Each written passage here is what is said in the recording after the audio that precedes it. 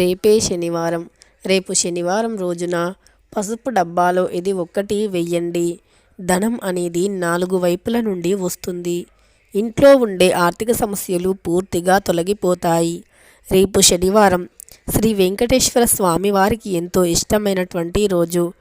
రేపు శనివారం రోజున స్వామివారి ముందు ఒక దీపాన్ని వెలిగించి తులసి మాలను కానీ తులసి దళాలను కానీ సమర్పిస్తే మీ యొక్క కోరికలు తీరిపోతాయి.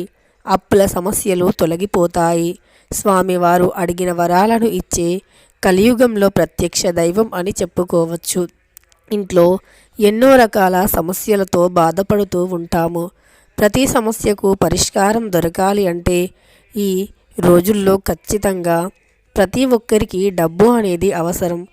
డబ్బు అనేది చేతి నిండా లేకపోతే మనిషి జీవితంలో పడని కష్టం అంటూ ఉండదు. కాబట్టి మీ యొక్క కష్టాలు అన్నీ తీరిపోవాలి, సిరి సంపదలు కలగాలి అంటే ఖచ్చితంగా రేపు శనివారం రోజున పసుపు డబ్బాలో ఇది వెయ్యండి. పసుపు అనేది భారతదేశంలో అతి ముఖ్యమైనటువంటి వస్తువు. భారతీయుల ప్రతి ఒక్కరి ఇంట్లో పసుపు అనేది తప్పనిసరి ఉంటుంది. పసుపు అనేది ఖచ్చితంగా కూరలో వాడకపోతే ఆ కూరకు రుచి ఉండదు, అలానే మంచి రంగు కూడా ఉండదు. అంతేకాదు భారతీయ సాంప్రదాయాల ప్రకారం ప్రతి శుభకార్యంలోనూ పసుపు కుంకుమ ముందుగా ఉండే వస్తువులు. అందులో వివాహాది శుభకార్యంలో కూడా పసుపుతో వధూవరులకు స్నానం చేయిస్తూ ఉంటారు. దీనిని మంగళ స్నానం అని కూడా అంటారు. ఇలా పసుపుతో స్నానం ఎందుకు చేయిస్తారు అంటే పసుపు అనేది అన్నింటిలోనూ ఆటంకాలను తొలగిస్తుంది. అందుకే పసుపుతో ఇలా స్నానం చేయించడం వల్ల వారి జాతకంలో ఏవైనా ఆటంకాలు దోషాలు ఉన్నా తొలగిపోతాయి అని అర్థం. పసుపు కొమ్ము అయితే ఇక చెప్పనవసరం లేదు.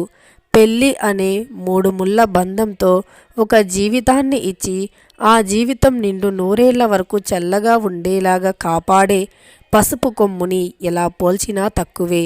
అంతేకాదు భార్యాభర్తల మధ్య గొడవలు, సమస్యలు, ఆర్థిక సమస్యలు, ఇంట్లో ధనం నిలవకపోవడం, వ్యాపారంలో సమస్యలు, ఉద్యోగం రాకపోవడం, ఇలా రకరకాల చికాకులతో బాధపడుతున్న వారు కూడా రేపు పసుపు డబ్బాలో ఇది వేస్తే అన్ని విజయాలే సాధిస్తారు.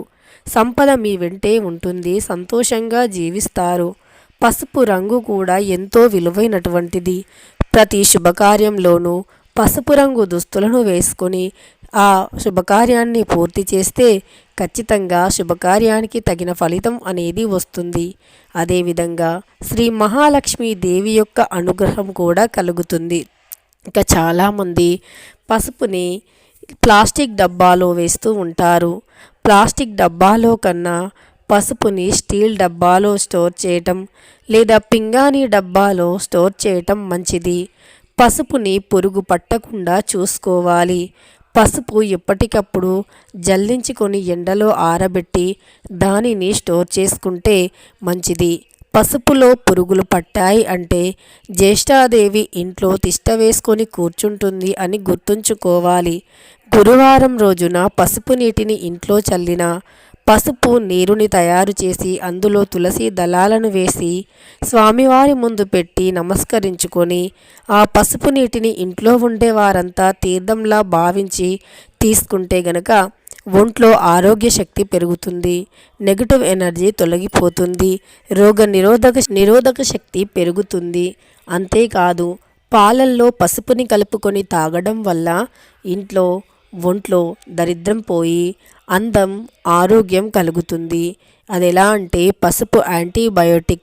స్కిన్పై ఉన్న చిన్న చిన్న దద్దుర్లు వంటివి కూడా తొలగిపోతాయి. పింపుల్స్ వంటివి తొలగిపోతాయి. శరీరానికి మేలు చేస్తుంది.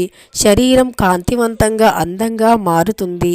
అంతేకాదు ఎక్కడైనా చిన్న గాయం అయినా సరే వెంటనే పసుపుని తీసి అక్కడ వేస్తూ ఉంటాము. ఎందుకంటే పసుపు యాంటీబయోటిక్. ఆ గాయాన్ని తొలగించే మానేసే శక్తిని కలిగి ఉన్నటువంటిది. ఆ గాయం నుండి వచ్చిన బ్లడ్డుని ఆపే శక్తి ఉంది. బ్లడ్ వెంటనే గడ్డకట్టిపోతుంది. అదేవిధంగా గాయానికి అనునిత్యం పసుపుని రాయటం వల్ల గాయం అనేది నలుపు రంగులో నుండి మనకు మామూలు రంగులోకి వస్తుంది. ఇలా పసుపు అనేది చాలా రకాలుగా ఉపయోగపడుతుంది.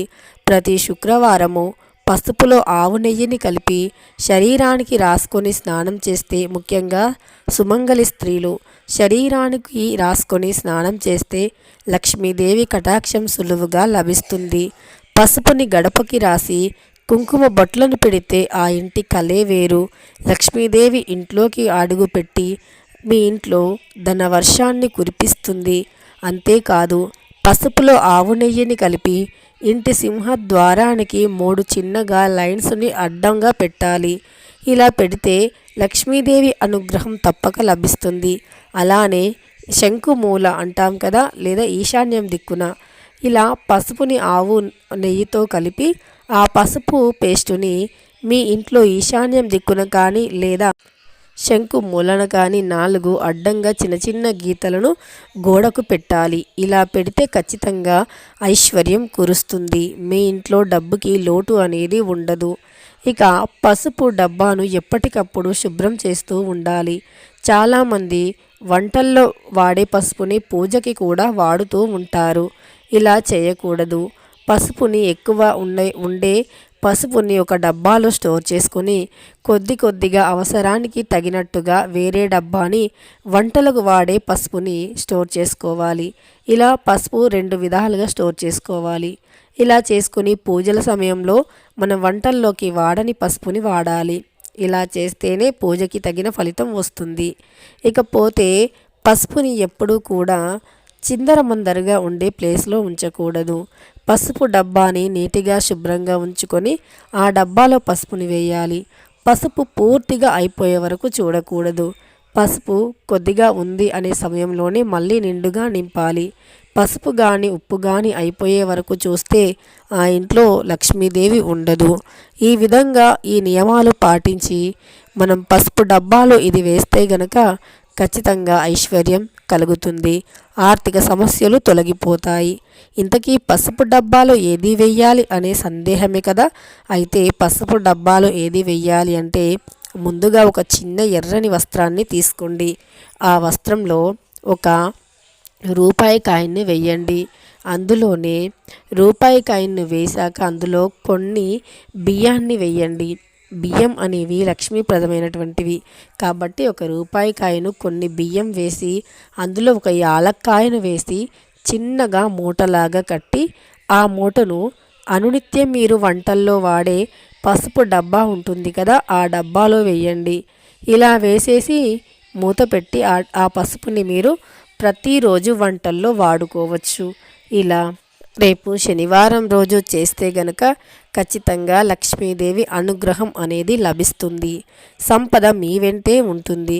మరి ఆ మూటను ఎప్పుడు తీయాలి అంటే పసుపు కొద్దిగా ఉంది అనే సమయంలోనే ఆ మూటను తీసి మళ్ళీ పసుపుని నింపి ఆ మూటను యథావిధిగా వేయవచ్చు. లేదా ఇంకొక కొత్త వస్త్రాన్ని తీసుకొని ఇదే విధంగా పరిహారం చేసి వేయవచ్చు. ఇలా ఎప్పుడు పసుపు డబ్బాలో ఈ మూటను ఉంచితే చాలా మంచిది.